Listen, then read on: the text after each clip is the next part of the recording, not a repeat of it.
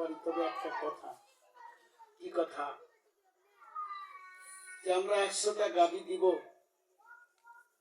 1 বছরের মধ্যে 1000 গাভী করে নিয়ে আসবে, কিন্তু এই গাভীগুলো কারো জন্য ক্ষতি না করে, তাহলে আমরা একে গ্রহণ করে নিব।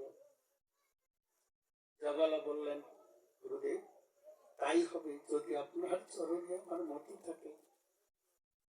100টা গাভী নিয়ে বনে চলে গেলেন।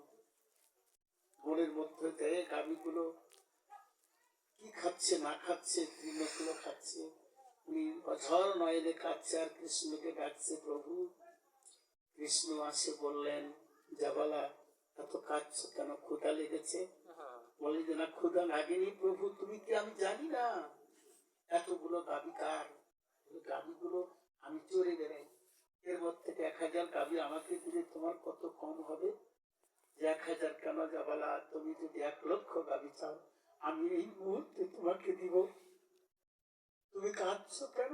প্রভু আমি এই জন্য কাঁদছি, 1000 গাভী না হলে গুরু আমাকে শিক্ষা দান করবে না। কৃষ্ণ বলল, জাবালা যার মায়ের প্রতি ভক্তি আছে, তার আবার সংসারে কিসের চিন্তা আছে? যাও, নির্দ্বিধায় চলে যাও, তোমার গুরুদেবের কাছে 1000 গাভী যাবে, তার বর্ষগুলো চলে যাবে, আর এরা চলে যাবে যতই কিছু খাক না কেন, যার খাত খাবে তার ত্রিগুণ বেড়ে যাবে। জাবালা নিয়ে চলে গেলেন।